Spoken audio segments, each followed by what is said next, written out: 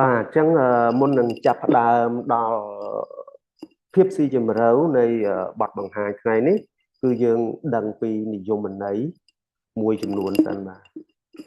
ជាអញ្ចឹងស្លាយខ្ញុំមើលឃើញច្បាស់ហើយឬក៏មានបាំងអីដែរទេមានបាំងអីទេអត់មានទេលោកគ្រូអូខេបាទអរគុណបាទអញ្ចឹងទី1គឺលោកគ្រូអ្នកគ្រូនិងសិក្ខាកាមបងប្អូនទាំងអស់ត្រូវចេះពី shock សិនមិនទៅហៅថា shock បាទយើងនិយាយឲ្យខ្លី shock យើងមើលណាគឺទី1គេហៅថានេះខ្ញុំដាក់laser មួយសិនណាមើលចំណុចកលឹះគឺ tissue perfusion tissue perfusion នេះគឺការលំហូរឈាមណាលំហូរឈាមដែលទៅចិញ្ចឹមគ្រប់ជាលិកាទាំងអស់ហ្នឹងគឺអត់គ្រប់គ្រាន់បាទន័យថាលំហូរឈាមថយចុះដូច្នេះហើយអត់បានអុកស៊ីហ្សែនហើយនឹងnutrition ឬក៏ចំណីអាហារឬក៏សារជាតិចិញ្ចឹមមួយចំនួនទៅដល់សរីរាង្គកាយទិសដៅសំខាន់គឺអុកស៊ីហ្សែនបាទអញ្ចឹង shock ពាក្យកលឹះគឺលំហូរឈាមអត់គ្រប់គ្រាន់ទៅចិញ្ចឹមសរីរាង្គកាយរបស់យើងបាទកាលណាអត់គ្រប់គ្រាន់ទៅចិញ្ចឹមអញ្ចឹងធ្វើឲ្យសរីរាង្គកាយរបស់យើងខូចនេះគឺ shock ចំណុចទី2គឺ sepsis មិនទៅហៅថា sepsis បាទអញ្ចឹង sepsis ដែលយើងងាយចាំជាងគេគឺទី1មាន infection ហើយបន្ទាប់មកមាន organ dysfunction មានន័យថាម៉េចបានន័យថានៅពេលដែលមនុស្សម្នាក់ទទួលបានការបង្ករោគណាមួយណាការបង្ករោគនឹងមានបាក់តេរី virus ឬក៏ពពួកផ្សិតអីចឹងទៅអញ្ចឹងពេលហ្នឹងមានការបង្ករោគធ្វើឲ្យខូចមុខងារសរីរាង្គរបស់យើងអាចខូចឬក៏អាចចុះខ្សោយដែលបណ្ដាលឲ្យឈានទៅរកគ្រោះថ្នាក់ដល់ជីវិតបាទអញ្ចឹងនេះគេហៅថា sepsis ហើយសម្រាប់ septic shock នេះគឺដើម្បីយើងមើលឲ្យងាយយល់គឺជាសញ្ញានៃ sepsis បានន័យថាបណ្ដុំនៅរាល់សញ្ញារបស់ sepsis បន្ទាប់មកសម្ពាធឈាមចុះទាបដោយមិនឆ្លើយតបទៅនឹងការផ្ដល់ជាតិទឹកបាទនេះគេហៅថា septic shock អញ្ចឹងសង្ខេបមកវិញ sepsis បានន័យថាយើងទទួល infection organ របស់យើងចាប់ផ្ដើមអត់ដំណើរការខូចឬក៏ចុះថយដំណើរការរបស់វាដែលអាចឈានទៅដល់ការគំរាមកំហែងដល់អាយុជីវិតរបស់អ្នកជំងឺសម្រាប់ septic shock មាន sepsis ហើយបន្ទាប់មកសម្ពាធឈាមគាត់ចុះទាបដោយមិនឆ្លើយតបទៅនឹងសារជាតិទឹកអញ្ចឹងហើយអានឹងគេហៅថា septic shock បាទហើយខ្ញុំនឹងបញ្យល់លម្អិតនៅក្នុងពេល pathophysiology ថាមិនទៅដែលហាក់បានវាទាំងអស់នឹងវាមានបញ្ហាបែបហ្នឹងបាទអញ្ចឹងនេះជា pathology របស់ septic shock ទី1ណាបាទដែលអាចមាន septic shock ហ្នឹងទី1ដូចខ្ញុំបានជម្រាបអញ្ចឹងមនុស្សយើងដែលខ្ញុំប្រើពាក្យ host មិញបាទខ្ញុំប្រើពាក្យ host នេះគឺមនុស្សយើងណាបាទនេះ host response នេះបាទអញ្ចឹងនៅពេលដែលមាន infection អាចជាបាក់តេរីអាចជា virus អាចជាពួកផ្សិតអីចឹងទៅបាទនៅពេលដែលមាន infection បែបហ្នឹងអញ្ចឹង immune យើង dysregulation បាទ dysregulation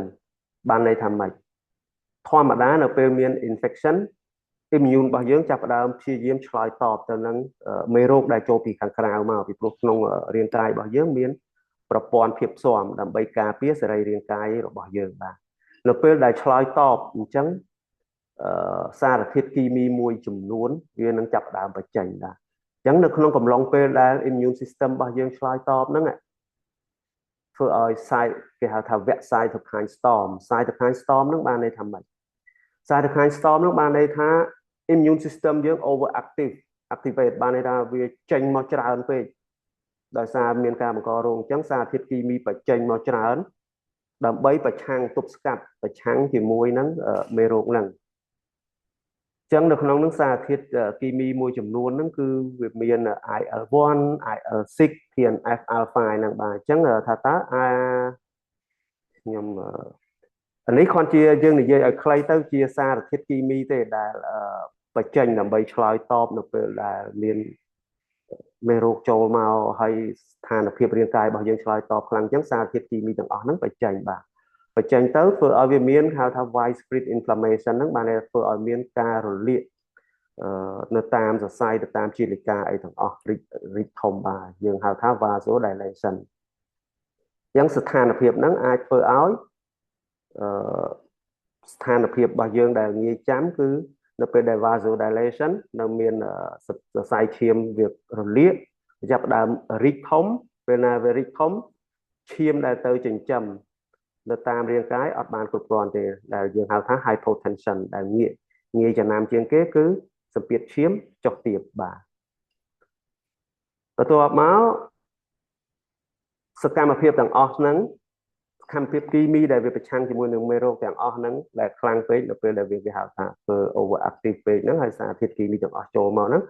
មួយទៀតហ្នឹងធ្វើឲ្យវា capillary leak បានន័យថាធ្វើឲ្យជ្រាបនៅសារធាតុទឹកមួយចំនួនដែលនៅក្នុងខ្លួនរបស់យើងហ្នឹងធ្វើឲ្យទៅជា hypovolemia ហើយនឹង edema បាទអញ្ចឹងទៅជាគេហៅថាកង្វះជាតិទឹកហើយអាចឲ្យហើមបាទដោយសារវាជ្រាបតាមជាលិកាផ្សេងមួយទៀតហ្នឹងការឆ្លើយតបរបស់សារធាតុគីមីទាំងអស់ហ្នឹង immune system មិញហ្នឹងក៏ធ្វើឲ្យគេហៅថាមានវិបត្តិកំណកឈាមបាទវិបត្តិកំណកឈាមនេះគឺធ្វើឲ្យមានmicro thrombosis បាទធ្វើឲ្យមានកំណកឈាមទូចៗនៅក្នុងសរសៃឈាមរបស់យើងហ្នឹងបាទអញ្ចឹងចុងក្រោយគឺឈានទៅដល់គេហៅ tissue hypoperfusion ដែលជានិយមន័យរបស់sepsis របស់យើងមិញហ្នឹងគឺលំហូរឈាមចុះខ្សោយបាទអញ្ចឹងលំហូរឈាមដែលទៅចិញ្ចឹមសរីរាង្គកាយរបស់យើងចាប់ផ្ដើមចុះខ្សោយហើយបាទអញ្ចឹងធ្វើឲ្យ organ dysfunction ធម្មតា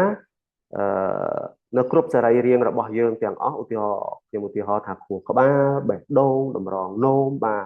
សួតថ្លើមអីចឹងចុះបាទវាត្រូវការសារជាតិចិញ្ចឹមហើយនិងអុកស៊ីហ្សែនជាចាំបាច់តាមរយៈលំហូរឈាមហ្នឹងបាទប៉ុន្តែផ្ទុយទៅវិញនៅពេលដែលយើងមាន sepsis ធ្វើឲ្យសរីរាង្គកាយយើងអត់ដំណើរការបានន័យថាអត់ដំណើរការខូចឬក៏វាភួរបាទឬក៏វាចុះខ្សោយហ្នឹងអញ្ចឹង